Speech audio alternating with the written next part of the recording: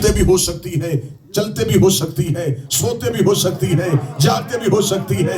ہر لمحہ کون سی عبادت ہو سکتی ہے؟ فجر ہر لمحہ پڑھی نہیں جا سکتی، ظہر ہر وقت پڑھی نہیں جا سکتی، روزہ ہر دن رکھا نہیں جا سکتا، زکوٰۃ سال میں ہر لمحہ دی نہیں جا سکتی۔ واجب روزے مہینے میں ایک ہے، زکوٰۃ ایک دفعہ واجب ہے، حج سال میں ایک دفعہ واجب ہے، نماز 5 دفعہ واجب ہے۔ پھر وہ کون سی عبادت ہے جو ہم کریں ہر لمحہ اور ہم اپنی تخلیق کے مقصد کو پورا کر دیں؟ مدینے کی مسجد میں اصحاب پیغمبر بیٹھے ہوئے تھے، شمع رسالت جگ رہی تھی، پروانے جگمگ جگمگ کر رہے تھے۔ یا صحابی نے پوچھا یا رسول اللہ، ہم وہ عبادت کرنا چاہتے ہیں جو ہر لمحہ کی جا سکے، ہر وقت کی جا سکے، سوتے اٹھتے چلتے پھرتے جاگتے کی جا سکے۔ نبی نے منبر کے آخری زینے پر علی کی طرف دیکھا جہاں علی بیٹھے ہوئے تھے، نبی کے چہرے میں مسکراہٹ آئی۔ اس نے کہا میں عبادت پوچھ رہا ہوں، آپ اپنے چچا زاد بھائی علی کا چہرہ دیکھ رہے ہیں؟ رسول اللہ حب علی یوم عبادت۔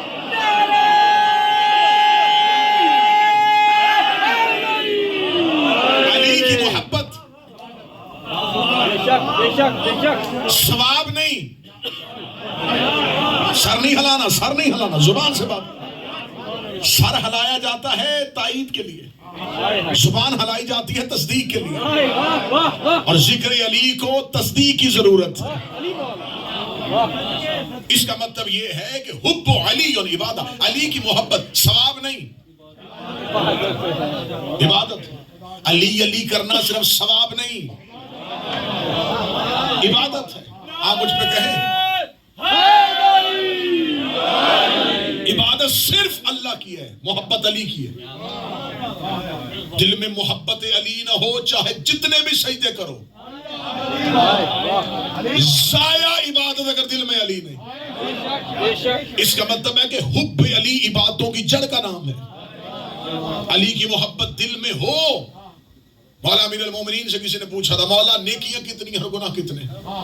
فرمایا ہماری محبت سے بڑی نیکی کوئی نہیں، ہمارے بغض سے بڑا گناہ کوئی نہیں۔ اس کا مطلب دل میں بغض علی ہو، بندہ نماز بھی پڑھے تو گناہ۔ شاید کسی بندے کے ذہن میں سوال ہے، اس نے نماز پڑھا، انہوں نے ممبر پہ گناہ کیسے کہہ دیا؟ میں بھی تائید کروا دیتا ہوں۔ اس گلاس میں پانی ہے، اس پانی سے پہلے ایک نجاست کا قطرہ ڈال دیا، پھر اس کے بعد جو بھی چیز پاک ڈالو گے۔ پانی پاک تھا، نجس کیوں ہو گیا؟ کیونکہ نجاست والے برتن میں چلا گیا۔ بغض علی ہے نجاست، جو قریب بیٹھے تھوڑا ذہن اٹھا۔ بغض علی ہے نجاست، دل میں بغض علی ہو، اوپر سے عبادت بھی ڈالو، تلاوت قرآن بھی ڈالو، جب دل میں ہی نجاست ہو پھر عبادت کیسے؟ معصوم سے پوچھا گیا تھا مولا اللہ کو عبادت کی ضرورت نہیں، اللہ کو تو عبادت کی ضرورت نہیں، ساری دنیا اللہ کے سجدے کا انکار کر دے، اس کی ربوبیت میں فرق کوئی نہیں آتا، ساری دنیا سجدے میں جھک جائے، اس کی ربوبیت میں فرق کوئی نہیں آئے، جب اس کی اہمیت ہماری عبادت سے بڑھتی نہیں اور گھٹتی نہیں، وہ ہم سے عبادت مانگ کیوں رہا ہے؟ اور ہمارے سجدے اس قابل بھی نہیں کہ وہ راضی ہو سکے، اس کا تقاضا عبادت نہیں، ہماری قابل اس نہیں، کیونکہ ہم نے اپنی عبادتوں کا ٹارگٹ معین کیا ہوا، عبادت کرتے ہیں ہدف جنت، صرف عبادت ہے جنت کے لیے۔ اگر صرف عبادت کا تعلق جنت کے ساتھ ہے تو مجھے گلاسکو کا پڑھا لکھا مجمع بتائے کہ فرشتے عبادت کیوں کرتے ہیں؟ وہ تو رہتے ہی جنت میں۔ اللہ ملائکہ سے عبادت کیوں کروا رہے ہیں؟ وہ تو رہتے ہی جنت میں۔ تو جو جنت میں رہتے ہیں وہ تمہیں عبادت کر کے بتا رہے ہیں کہ عبادت صرف جنت کے لیے نہیں ہوتی، عبادت اس کی اطاعت میں ہوتی ہے۔ کیا کہنے؟ اس نے کہہ دیا جھکو تو عبادت، اس نے کہا مجھے سجدہ کرو پھر بھی عبادت، اس نے کہا آدم کو سجدہ کرو پھر بھی عبادت۔ جس کی عبادت کی جائے اس کے سامنے کیوں کیا کیسے نہیں کہتے، جس کی اطاعت کی جائے وہ جس سے بھی جھکا دے اسے جھک جاؤ۔ اس کا مطلب ہے کہ عبادت اللہ مانگ رہا ہے اور ہماری عبادت اس قابل نہیں اور اسے ضرورت نہیں، پھر وہ مانگ کیوں رہا ہے؟ معصوم کا فرمان پڑھنے لگا، معصوم نے فرمایا اللہ اپنی عبادت اس لیے کرواتا ہے تاکہ ہماری معرفت ہو سکے۔ یہاں سے تو تقریر شروع ہونے لگی ہے۔ اللہ کی عبادت ہے ہماری معرفت کا نام۔ وہ تمہیں دن میں 5 دفعہ مصلی پہ بلاتا اس لیے تم مصلی پہ آؤ، مصلی پہ آگے کو اللہ اکبر، اللہ سب سے بڑا ہے، پھر اس کے بعد تم مصلی پہ کھڑے ہو کے کہو الحمدللہ، تعریف اس اللہ کی جو عالمین کا رب ہے۔ تمہیں کس نے بتایا ہے کہ وہ عالمین کا رب ہے؟ مصلی پہ اقرار کرو وہ رحمان ہے، رحیم ہے۔ تمہیں اس کی صفت بتائی کس نے تھی؟ تمہیں کس نے بتایا ہے کہ وہ قیامت کے دن کا مالک ہے؟ تمہیں کس نے بتایا ہے کہ عبادت اسی کی کرتے ہیں، ہر مدد اسی سے مانگتے ہیں؟ تمہیں کس نے بتایا ہے کہ صراط مستقیم پر قائم رہنے کی دعائیں کرتے ہیں؟ یہاں تک پہنچو گے تو ہماری معرفت ہو جائے گی، صراط مستقیم پر پہنچو گے تو آگے کہنا پڑے گا صراط الذین، رستہ ان بندوں کا دکھا۔ اب یہاں پر آگے مولوی خاموش ہو گیا جس نے کہا تھا نماز میں غیر اللہ کا تصور آئے تو نماز باطل ہو جاتی ہے۔ اب یہاں نماز میں اللہ کا رستہ نہیں مانگ رہا، بندوں کا رستہ مانگ رہا ہے۔ یہاں نماز میں یہ نہیں کہ صراط الذی، میرے اللہ عبادت بھی تیری، مدد بھی تیری، رستہ بھی صرف تیرا چاہیے، نہ یا رسول اللہ مدد، نہ یا علی مدد، نہ پیغمبر پاک مدد، نہ اہل بیت مدد، عبادت بھی اللہ کی، مدد بھی اللہ کی۔ تو یہاں کہے کہ رستہ بھی تیرا چاہیے، لیکن اللہ اللہ کرنے والا، صرف اللہ سے مدد مانگنے والا نماز میں آ کے اقرار کر رہا ہے کہ عبادت تیری کروں گا، مدد تجھ سے مانگتا ہوں، لیکن رستہ تیرا نہیں چاہیے۔ صراط الذین، رستہ ان بندوں کا دکھا۔ اب مجھے مولوی سر پہ قرآن رکھ کے بتائے کہ نماز میں وہ بندے کون سے آ گئے ہیں؟ کیونکہ اللہ کی نماز میں غیر اللہ کا تصور آئے تو نماز باطل ہو جاتی ہے۔ یا ان کا ذکر غیر اللہ کا ذکر نہیں ہے، یا ان کا رستہ اللہ کا رستہ ہے۔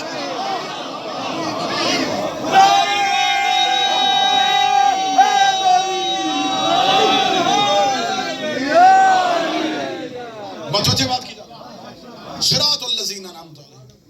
اللہ چاہتا ہے آؤ جھکو تاکہ تمہیں پتا چلے کہ مجھے منوایا کس نے۔ جاؤ جا کے مسلمانوں سے کہو کہ پوری دنیا کے خانہ کعبہ کے مفتی سے لے کے جامعۃ الازہر مصر کے علماء اکٹھے ہو کے کہیں 1400 سال ہو گئے نماز میں سورہ حمد پڑھتے ہوئے، بور ہو گئی ہے امت، اس کی جگہ پہ لمبی سورت اور رکھ لیتے، الحمد کی جگہ پہ مجھے سورہ یاسین پڑھ کے دکھاؤ۔ کیوں؟ قرآن کی سورت نہیں تو قرآن ہی تو پڑھنا ہے نا، تو الحمد کی جگہ یاسین پڑھ لے۔ کہتے نہیں، پڑھ نہیں سکتے۔ کیوں؟ نبی نے کہا ہے الحمد ہی پڑھنی ہے۔ اس کا مطلب جو نبی کہہ دے اس سورت کی جگہ سورت نہیں آ سکی تو منبر پہ بیٹھے ہوئے محمد کے خلیفہ کی جگہ امت کا خلیفہ کیسے آ؟ 1400 سال سے امت ابھی تک قرآن کی جگہ قرآن نہیں لا سکی۔ نبی نے کہا الحمد تو الحمد، بدل کے دکھاؤ صورت، قرآن ہی سے صورت لے آؤ، لیکن قرآن کی بھی صورت کے برابر نہیں آ سکتی ہے۔ وہ بھی قرآن ہے، یہ بھی قرآن، لیکن یہ نبی نے کہی ہے، وہ نبی نے کہی نہیں۔ جس کا مطلب نبی جس کا کہہ دے اس کے علاوہ قرآن میں بھی صورت نکال کے نہیں لے سکتے۔ تو غدیر میں نبی نے ہاتھ پکڑ کے کہا تھا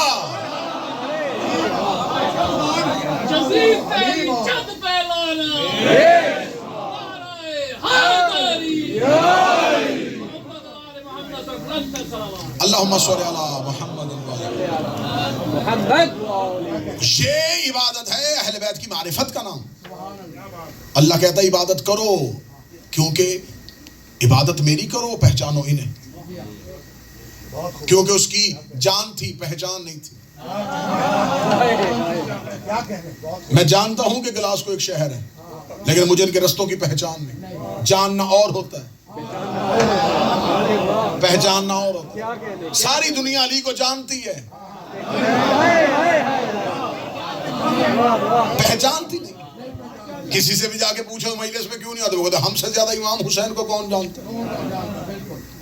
وہ جانتے ہیں، پہچانتے ہیں۔ جاننا اور ہے، پہچاننا اور ہے۔ دنیا جانتی تھی کہ کوئی اللہ ہے، پہچانتی نہیں تھی کہ کون ہے۔ کوئی پتھر کو سجدے کر رہا تھا، کوئی درخت کو سجدے کر رہا تھا، کوئی آگ کی پوجا کر رہا تھا۔ اس کا مطلب جب پہچان نہ ہو تو بندے مرضی کے خدا بنا لیتے ہیں۔ جب صرف جان ہو، پہچان نہ ہو۔ وہ جانتے تھے، ان کے پاس معلومات تھی، علم نہیں تھا۔ معلومات اور ہوتی ہیں، علم اور ہوتا ہے۔ انفارمیشن کا نام نالج نہیں ہوتا۔ انفارمیشن تو کسی کے پاس بھی ہو سکتی ہے، انفارمیشن تو تمہیں اے آئی بھی دے دیتا ہے۔ علم تمہیں قرآن دیتا ہے. یہی تو ہمارا جھگڑا ہے کہ لوگوں نے معلومات کا نام علم رکھ لیا. یہی تو ہم کہہ رہے ہیں کہ انفارمیشن والے نالج والے کے دروازے پہ آئے ہیں, کبھی علم والا معلومات کے دروازے پہ نہیں گئے. بندے معلومات کی تصدیق کرنے کے لیے قرآن کھولتے ہیں. قرآن اپنی تصدیق کروانے کے لیے دنیا کی کسی کتاب سے تصدیق نہیں کرواتا.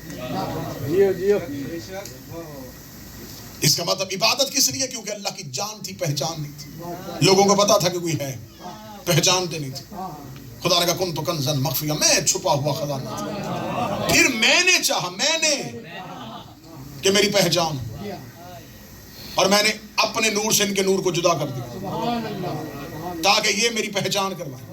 اللہ کی چاہت تھی کہ میری پہچان ہو. اس نے انہیں بھیجا تاکہ میری پہچان ہو, کیونکہ وہ چاہتا تھا کہ پہچان ہو. اب ستر دکھ ہوگا مجھے اس بندے پہ جو اس قیمتی جملے پہ بولے گا. نہیں, خدا کہتا میں چاہتا تھا میری پہچان ہو تو میں نے آل محمد کو دنیا میں بھیجا. اس کا مطلب آل محمد اللہ کی چاہت کا نام ہے. ہائے ہائے ہائے. آج بندے کہتے ہیں شیعہ کی پہچان کیا ہے؟ یہ اہل بیت کو چاہتے ہیں. شیعہ کی پہچان کیا؟ جو اہل بیت کو چاہے.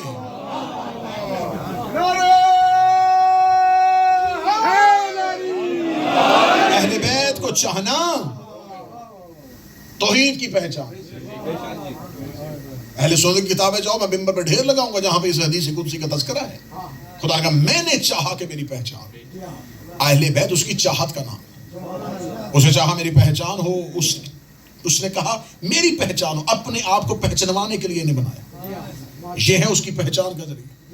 کیونکہ دنیا نے جانتی تھی پہلے زمین پہ میں نے اترنا نہیں, انہوں نے عرش پہ آنا کوئی نہیں. بھیجوں گا تمہیں, مانیں گے مجھے, پہچانیں گے تمہیں. یہ زمین پہ آ کے اپنی پہچان کرواتے رہے اور اس کی پہچان کرواتے رہے تاکہ ہمارے ذریعے سے ان کو پہچانو. معرفت ان کی ہو رہی تھی, عبادت اللہ کی ہو رہی تھی. جاننا وہ جا رہا ہے, پہچاننا وہ جا رہا ہے. کن کے ذریعے؟ ان کے ذریعے. خدا نے کہا بس آل محمد میں اور اللہ میں یہی رشتہ ہے, اہل بیت میں اور اللہ میں یہی رشتہ ہے. خدا کہتا ہے کہ یہ دنیا جانے گی تمہیں, پہچانے گی مجھے, جانے گی تمہیں, پہچانے گی مجھے. بس ان کے دروازے پہ اسے چھوڑ کے آؤ تو یہ رکنے نہیں دیتے, اور اس کے دروازے پہ انہیں چھوڑ کے آؤ تو یہ جھکنے نہیں دیتا.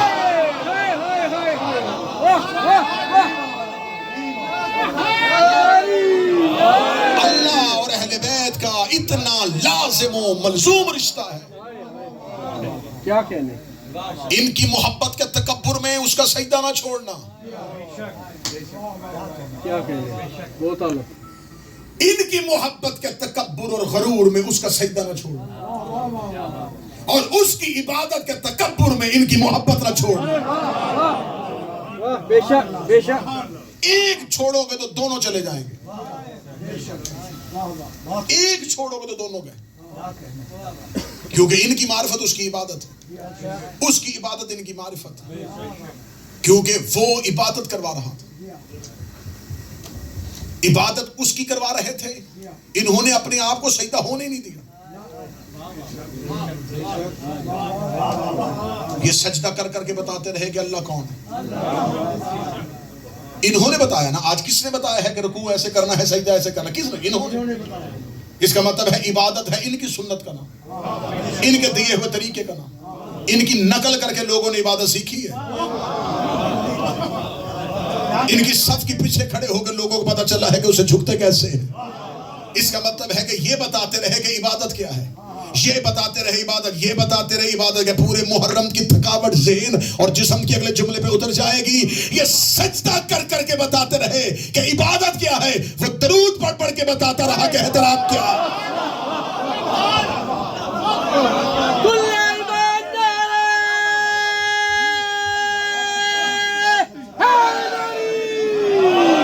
مجھے بتاؤ یہ عبادت کیوں کر رہے تھے؟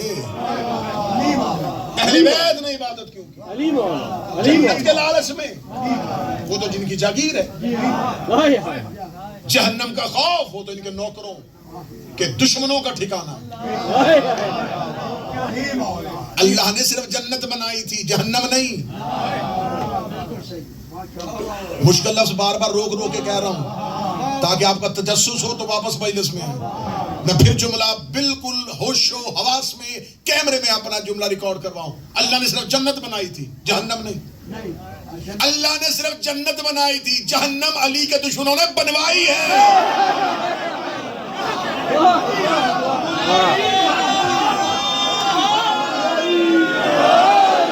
اسے کیا ضرورت تھی اپنے بنائے ہوئے بندوں کے لیے آگ بنائے؟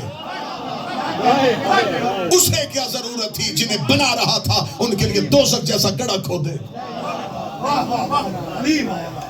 وہ 70 ماہوں سے زیادہ محبت کرنے والا اپنے ہی بندوں کو جلا کیوں رہا ہے؟ جنت بنائی تھی، جہنم بنوائی گئی ہے.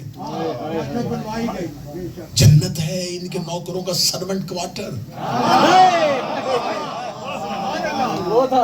اسے خبر تھی کہ دنیا میں ان کو سکون سے رہنے کسی نے نہیں دینا.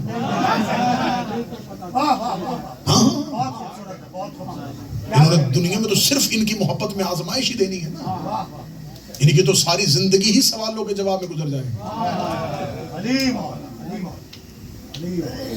انہوں نے عبادت کیوں کی ہے؟ یہ کس لیے عبادت کرتے؟ اہل بیت کو عبادت کی کیا ضرورت ہے؟ جنت کا لالچ نہیں، جہنم کا خوف نہیں. انہوں نے عبادت کی ہے اسے منوانے کے لیے. میں منبر پہ جملہ کہہ رہا ہوں، کسی نبی نے توحید پر خطبے نہیں دیے. کسی نبی نے توحید پہ خطبے نہیں. جاؤ جا کے اٹھا لو توریت، اٹھاؤ بائبل، ساری کی ساری اناجیل پڑھ کے دیکھو، آسمانی صحائف پڑھ کے دیکھو. سن ہے وہ کون ہے؟ میں آپ کے سامنے مجلس پڑھ رہا ہوں تو آپ کہیں گے کہ یہ میں پڑھ رہا ہوں، تو کہیں گے کیسے؟ یہ میری آنکھیں، میرے ہاتھ، میرے کان، میرا چہرہ. وہ جس کا سب کچھ ہے وہ کدھر ہے؟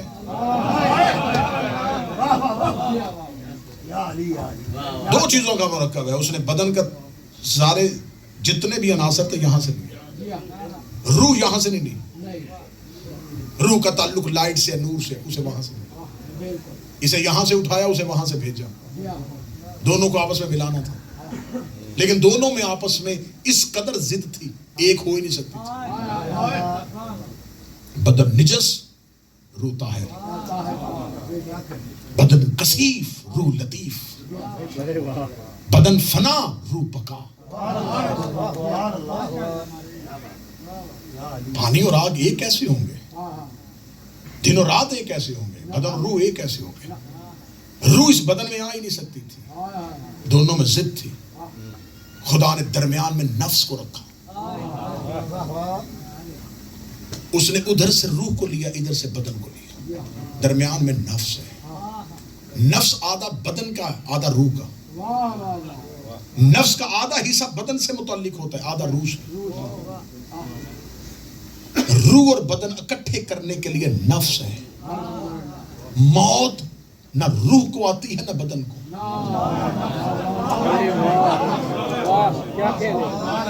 کلو نفس ذائقۃ الموت.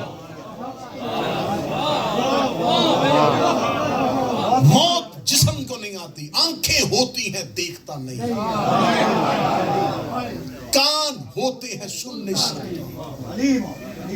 کیوں؟ جو ہی نفس کو موت آئی روح نکل گئی. کیونکہ روح تو بدن کے پنجرے میں کہتی تھی، وہ یہاں کی مخلوق ہی نہیں تھی، وہ یہاں رہنے آئی ہی نہیں تھی. اسے تو بدن کے پنجرے میں قید کیا ہوا تھا نفس کی وجہ سے. جو ہی نفس کو موت آئی روح گئی، اور ہر چیز اپنے مرکز کی طرف جاتی ہے. بدن کا تعلق مٹی سے تھا،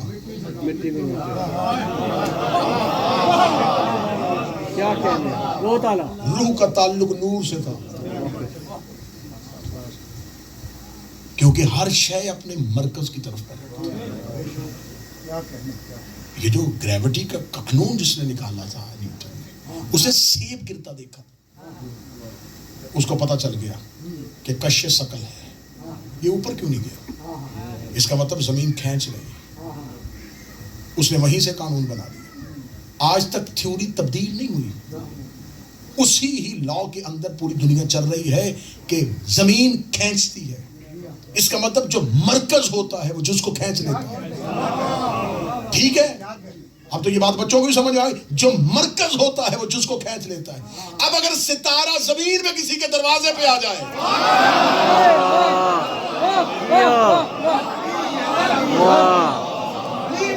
تو یہ نہ کہنا کہ معجزہ ہوا ہے, مرکز نے جز کو کھینچ لیا.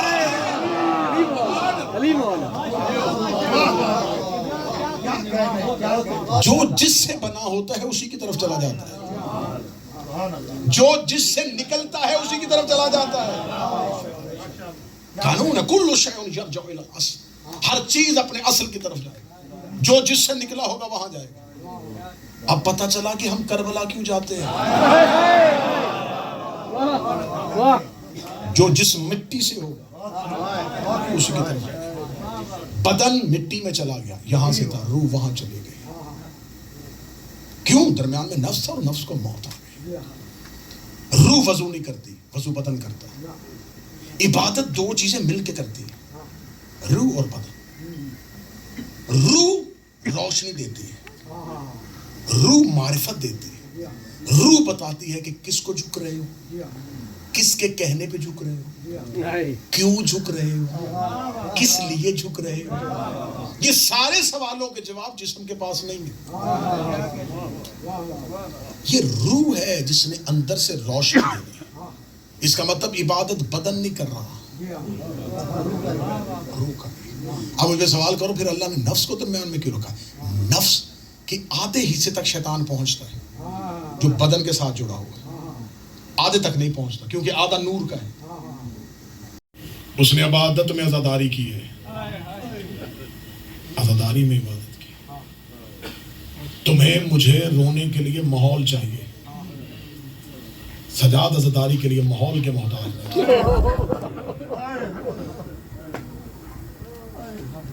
چاہتے ہو کہ میں حسین کی عزاداری بھی کر لوں تو اللہ کی نماز بھی پڑھوں تو کبھی قیام میں کھڑے ہو کے خاک شفا کو غور سے دیکھ لیں.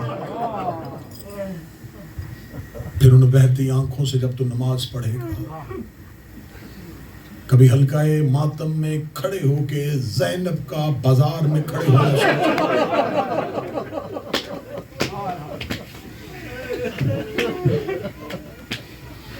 زیادہ پڑھ گیا, تھوڑا پڑھوں گا انشاءاللہ. زندگی باقی, ملاقات باقی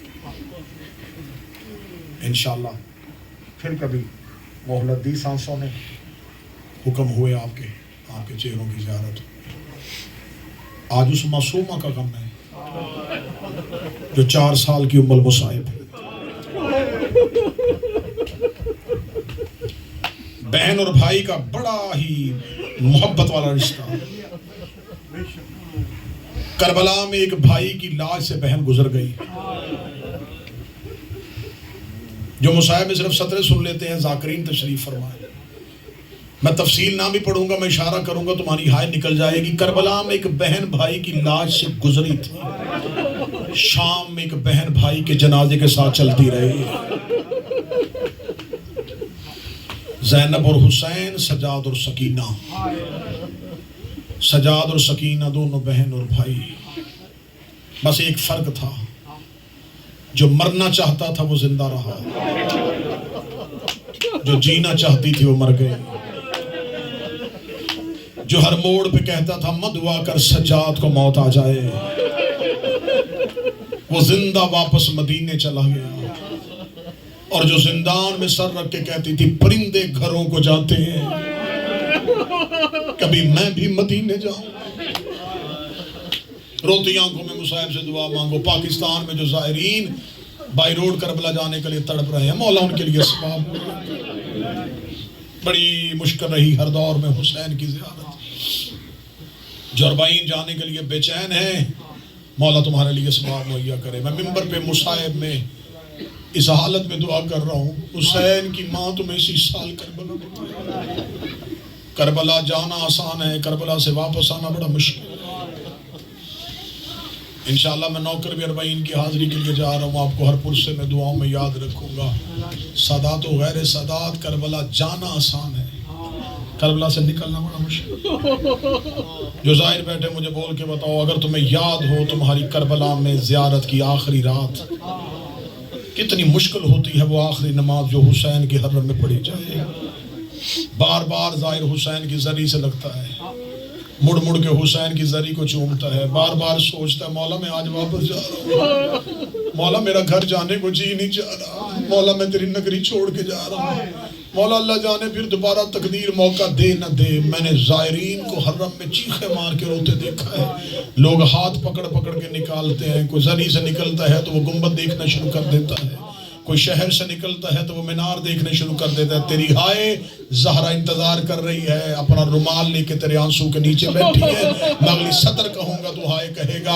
آج حسین کی حرم, آج حسین کی زری, آج سونے کا گنبد, آج چاندی کی زری, آج حسین کے نوکر پہرے دے رہے ہیں, بچھے ہوئے کلینوں میں حسین کے پاس جاتے ہو. اتنا آباد حسین چھوڑ کے جاتے تمہیں اتنی تکلیف ہو رہی ہے تو جس بیٹی نے باپ بغیر کفن کے چھوڑا تھا کتنا مشکل تھا سکینہ کے لیے کربلا چھوڑنا. باپ کی لاش کے قریب سے گزری تو آخری بین جو بی بی نے کربلا میں کیا وہ بین سن لینا اور گھروں تک رونا. معصومہ کے چھوٹے چھوٹے ہاتھ رسیوں سے بندھے ہوئے تھے, باپ کی لاش کے قریب سے گزری, باپ کی لاش کو ایک بار حسرت سے دیکھا, دیکھ کہتی بابا میرا جی چاہتا تھا میں آخری بار اپنا سر تیرے سینے پہ رکھوں, لیکن بابا مجھے تیرا سینہ نظر نہیں آ رہا. بابا تیری بیٹی تجھے مل نہیں سکی, لیکن بابا تیری لاش سے گزرتی ہوئی سکینہ ایک بات کہہ کے جا رہی ہے, بابا ہر کوئی واپس آئے گا, میں نے واپس نہیں آنا. بابا تیرا بیٹا واپس آ جائے گا, تیری بہنیں واپس آ جائیں گی, بابا سکینہ شام رہ جائے گی. کیسے باپ نے ودا کیا ہوگا بیٹی کو, یہ باپ اور بیٹی کی آخری ملاقات تھی. پھر باپ کربلا رہ گیا, بیٹی شام چلی گئی. باپ نیزے پہ روتا رہا, بیٹی زندان میں روتی. میں منبر میں دعا کر رہا ہوں اللہ کسی بیٹی کو باپ کی جدائی نہ دکھائے, اللہ کسی بیٹی پہ وہ وقت نہ آئے کہ وہ اپنے باپ کو مرتا ہوا دیکھے. کتنی مشکل راتیں گزاری حسین کی سکینہ نے, نہ دن کو سوتی تھی نہ رات کو. سوتا ہے بندہ سر کہیں رکھ کے, سر رکھتی کیسے کانوں میں لہو تھا. دیواروں کے سہارے لے کے بیٹھ جاتی تھی. سجاد جی معصومہ, سجاد مجھے بابا ملا دے. میں نے بی بی کی قید نہیں پڑھی, میں نے سکینہ کا شام کا بازار نہیں پڑھا, میں نے دربار میں حسین کی بیٹی کا آنا نہیں پڑھا. بڑا مشکل وقت دیکھا ہے سجاد نے. جب اس ملاؤن کے دربار میں کھڑی تھی نا علی کی بیٹیاں, کتاب چاہو گے اس وقت بھی میرے فون پہ کتابیں موجود ہیں. جب دربار میں کھڑے ہوئے اس ملاؤن نے کہا وہ بچی کون ہے جو آخری وقت میں حسین کے پاس کھڑی تھی. ایک کمینے نے اشارہ کر کے وہ جو دربار میں آخر میں کھڑی ہے, وہ جس کا کرتا جلا ہوا ہے, یہ اس حسین کی بیٹی ہے. اس ملاؤن نے معصومہ کو آواز دی, بی بی نے سجاد کو دیکھا, مولا سجاد کی آواز ہے سکینہ امتحان کا وقت ہے. چھوٹے چھوٹے قدم چلاتی ہوئی جیسے بطول مدینے کے دربار میں گئی تھی, ایسے زمانے کی فاطمہ ملاؤن کے دربار میں تخت کے سامنے آ کے کھڑی ہوئی. اس ملاؤن نے شہزادی کی حالت دیکھی. میں حالت پڑھوں گا میرا جگر پھٹ جائے گا. جو سید بیٹھے مجھے معاف کر دینا, چہرے پہ نیلے نشان تھے, سر پہ کربلا کی ریت تھی, کرتا جلا ہوا تھا اور ہاتھ رسیوں میں بند تھے. یہ ملاؤن دیکھا تھا, بچی تیرا نام کیا ہے؟ رو کے کہتی نام میرا فاطمہ ہے, میرا بابا مجھے پیار سے سکینہ کہہ کے بلاتا. شہزادی نے دربار میں باتیں کرنا شروع کر دی. وہ دربار جس میں ڈھول بج رہے تھے, جس میں شادیانے بج رہے تھے, پورے دربار میں سناٹا طاری ہوا. زمانہ دیکھ رہا تھا 4 سال کی بچی اتنی فصاحت کے ساتھ بات کر رہی ہے، ایسے خطبہ دے رہی تھی جیسے علی کوفہ میں بات کرتے تھے، ایسے بات کر رہی تھی جیسے حسن نے آخری خطبہ دیا تھا، ایسے گفتگو کی تھی جیسے زہرا دربار مدینہ میں بولی تھی۔ لوگوں نے دیکھنا شروع کر دیا، بی بی معصومہ خطبہ دے رہی تھی، بی بی اللہ کی حمد بیان کر رہی تھی، اپنے گھر میں نبی کی آمد، علی کی ولایت بیان کر رہی تھی۔ میں غلط پڑھوں مجھے زہرا معاف نہ کرے، تیرا آنسو زمال سیدہ اس کے منتظر ہے۔ اگلا جملہ تیری ہائے کے لیے بی بی بولتی رہی، دربار میں ہر کوئی دیکھتا رہا، اتنی چھوٹی بچی کتنا اچھا بول رہی ہے، کیسا خطبہ دے رہی ہے۔ یا دربار کے کونے سے ایک ملعون اٹھ کے کھڑا ہوا، چلتا چلتا یزید کے تخت کے سامنے آیا، آگے کہنے لگا میرا تعلق یمن کے ساتھ ہے، میں قیدیوں کا تماشا دیکھنے کے لیے آیا ہوں، میں ایک بات کہنا چاہتا ہوں اگر تم مان لے۔ یزید نے کہا کہہ، تو کیا کہنا چاہتا ہے؟ یہ ملعون دیکھا تھا، یہ بچی مجھے کنیزی میں چاہیے، یہ بچی مجھے، اللہ جانے کو سید بیٹا اتنا جملہ کہنا، سجاد کڑیوں میں تڑپ گئے، آواز ہے اللہ تیرے ہاتھ شل کرے، اور یہ وقت کی فاطمہ، یہ محمد کی بیٹی، یہ علی کی بیٹی، یہ زہرا کی بیٹی، حوصلے سجاد کے۔ آخری وقت پڑھنے لگا ہوں 2 منٹ میں، بس بیٹھی دربار سے نکل کے زندان میں، سجاد بابا یاد آ رہا ہے، سجاد بھیا مجھے بابا بڑا یاد آ رہا ہے۔ مولا سجاد نے زندان کی سلاخوں پہ سر رکھے، زندان بان کو آواز دے کے کہا، او ملعون ہم تم سے کچھ کھانا نہیں مانگتے، کچھ پینے کو پانی نہیں مانگتے، کچھ کر میرے بابا کا سر لا کے دے، میری بہن بڑی رو رہی ہے۔ یہ ملعون دے کے کہتا ہوں تو میں بھی اولاد والا، میں تیری بہن کی چیخوں کی آوازیں سن رہا ہوں، لیکن میری مجبوری ہے، سر حسین صندوق میں ہے، صندوق کمرے میں ہے، کمرے کو تالا ہے، چابی جس کے پاس ہے وہ اپنے گھر چلا گیا، صبح ہونے دے، میں یزید سے اجازت لوں گا، دروازہ کھولوں گا، صندوق سے تیرے بابے کا سر لے کے آؤں گا۔ سجاد وہاں آئے جہاں 4 سال کی ضعیفہ بیٹھی ہوئی تھی، آگے کہنے لگا سکینہ نہ مجھ سے کہے میں ان سے کچھ مانگوں، ماں نے حق مانگا انہوں نے نہیں دیا، دادا علی نے منبر مانگا انہوں نے نہیں دیا، حسن نے کفن مانگا انہوں نے نہیں دیا، حسین نے اصغر کا پانی مانگا انہوں نے نہیں دیا، پورے رستے میں زینب نے چادر مانگی انہوں نے نہیں دی۔ سکینہ مجھ سے بار بار سوال نہ کروا، رو کے دی تو خاموش ہو جا، میں جانوں میرا بابا جانے۔ زندان کی سلاخوں پہ آگے معصومہ نے اپنا سر مارا، رو کے لگی بابا تیری بیٹی تجھے بلا رہی ہے، بابا تیری بیٹی تجھے بلا رہی ہے۔ سکینہ کا بین گیا، سر حسین صندوق سے باہر آیا، سر